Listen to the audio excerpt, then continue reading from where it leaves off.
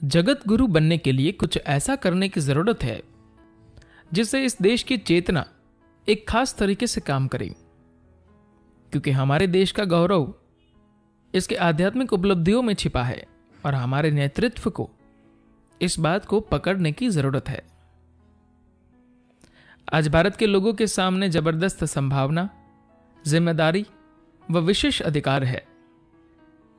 भारत सफलता का एक नया आयाम दुनिया के सामने लाने में सक्षम है।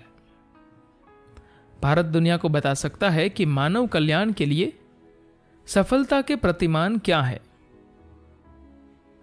हमारे पास इसे कर दिखाने के लिए आवश्यक भीतरी तकनीक और बुद्धि है। हमें इस दुनिया को सुंदर बनाना है, लेकिन इसके लिए हमें न तो दुनिया को जीतने की जरूरत है और न ही उसे हथियाने की। बस हमें उन्हें मुग्ध करके अपनी ओर खींचना होगा और उन्हें एक खूबसूरत हार की तरह गले लगाना होगा। आधुनिक दौर में जो देश बहुत प्रभावशाली है, वो अपने भीतर एक मायूसी और मोह भंग के भयानक दौर से गुजर रहे हैं, जबकि इस देश ने भीतरी कल्याण के तौर तरीकों में महारत हासिल कर रखी है। हमें उन वैज्ञानिक तरीकों की जानकारी है कि जो सबके कल्याण के लिए काम कर सकते हैं। इससे पहले कि व्यक्ति दुनियावी उपलब्धियों के लिए कदम बढ़ाए, उसे अपने भीतरी कल्याण के एक खास बोध को हासिल करना जरूरी है। अगर ऐसा हो पाता है, तभी लोग अपनी निजी महत्वाकांक्षाओं से निकलकर किसी बड़े मकसद या दृष्टिकोण के लिए काम कर पाएंगे। भारत मानव के कल्याण हेतु दुनिया को जो दे सकता है वह अतुलनीय है। यह कहीं और संभव नहीं है, क्योंकि यहां हजारों सालों से इसे पाला पोसा और संवारा जा रहा है। लेकिन फिलहाल देश पर एक खास तरह का खतरा मंडरा रहा है, क्योंकि आध्यात्मिकता का यह सूत्र धीरे धीरे खत्म किया जा रहा है और इस पतन से निपटने के लिए हमारे पास कोई नैतिकता का ढांचा भी नहीं है। अगर हम आध्यात्मिकता को खो देते हैं, तो हमसे ज्यादा अनैतिक लोग व देश कोई और नहीं होगा, क्योंकि हम में तो पश्चिम की तरह अपराध बोध भी नहीं है। एक संस्कृति के तौर पर भारत में कोई नैतिकता नहीं है।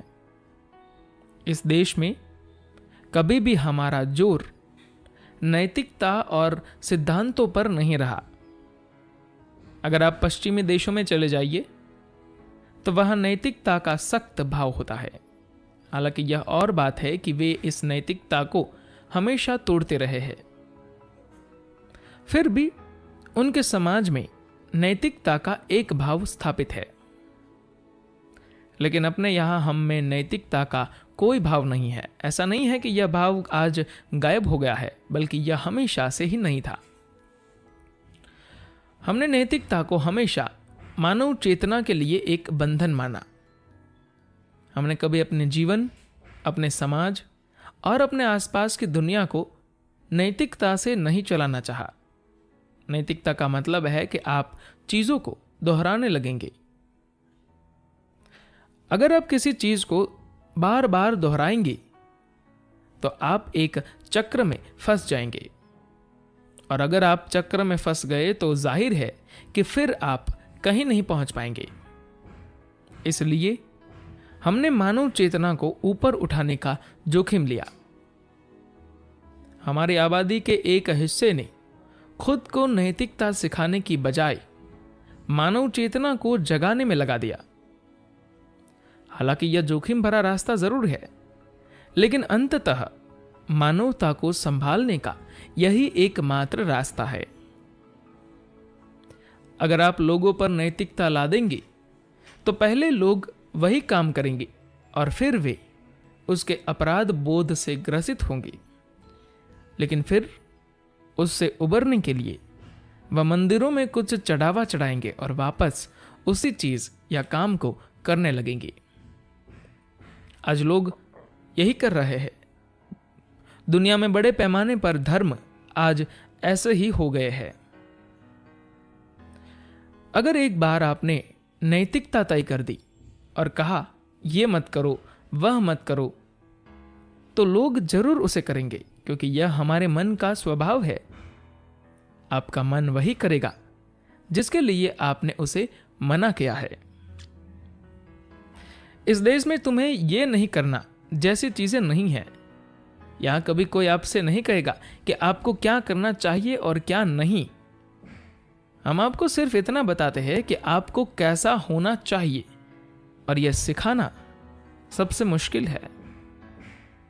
अगर आप एक खास तरह से रह रहे हैं तो हमें आपको यह बताने की जरूरत नहीं है कि ये करो और वह मत करो।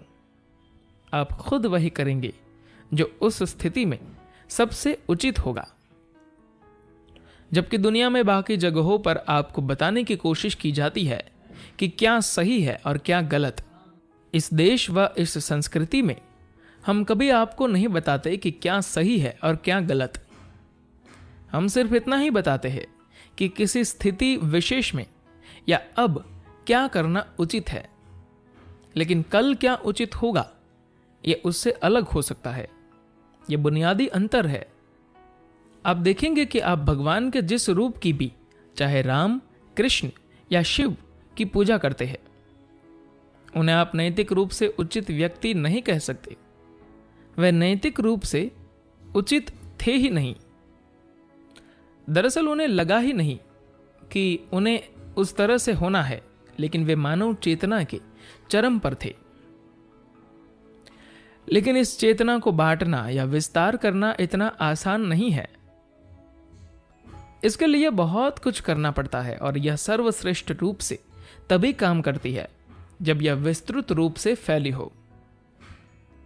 अगर यह माहौल में हर तरफ हो, अगर माता पिता, पड़ोसी और पूरा माहौल इस तरह का हो, तो बच्चे खुद ब खुद एक खास चेतना के साथ बड़े होंगे।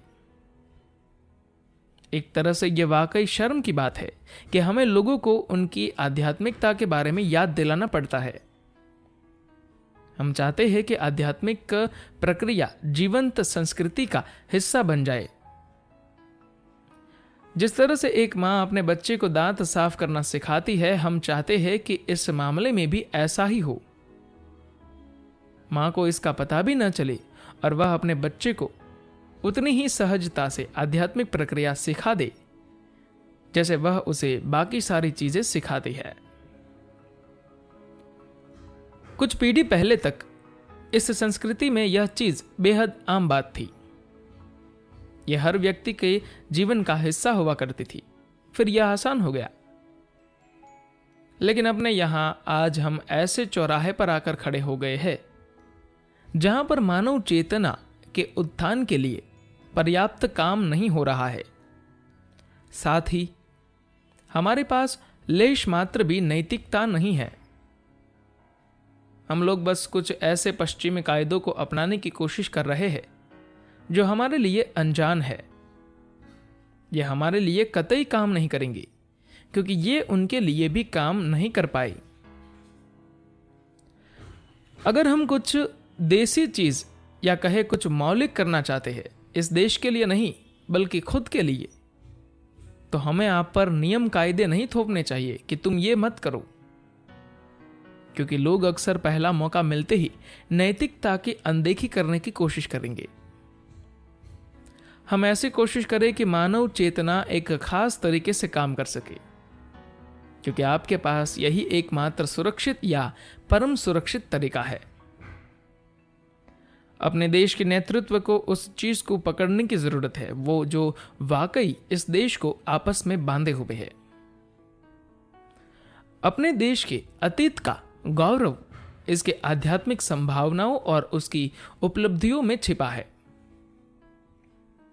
आध्यात्मिकता जो धार्मिक संप्रदायों से परे है, आध्यात्मिकता जो मानव के जानने की सहज उत्कंठा का प्रतिफल है, उस मूलभूत खोज और जानने की उत्कंठा को पुनर्स्थापित करके ही इंसान अनुभव और मुक्ति हासिल कर सकता है। इससे उसे व्यक्तिगत रूप से वो ताकत मिलेगी जिसकी मदद से वह राष्ट्र निर्माण में आने वाली चुनौतियों का सामना कर सकेगा। धन्यवाद।